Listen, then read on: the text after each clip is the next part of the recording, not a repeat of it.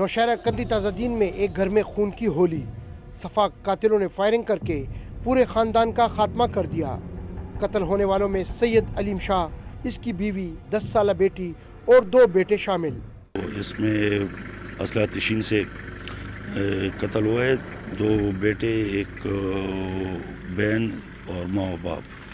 Police کے مطابق سید علیم شاہ خاندان سمیت 1 سال قبل پشاور بڑابیر سے منتقل ہوا اور اس کا بھائیوں سے جائیداد کا تنازع چلا آ رہا تھا، جبکہ وہ خود بھی ایک کیس میں مفرور تھا۔ جائیداد کا تنازع ہے، پہلے سے ان کی دشمنی ہے بڑابیر میں، اور یہ جو بند ہے علیم شاہ اس بڑابیر تھانے سے مفرور بھی تھا۔ لاشوں کو پوسٹ مارٹم کے بعد تدفین کے لیے آبائی علاقے بڑابیر منتقل کر دیا گیا۔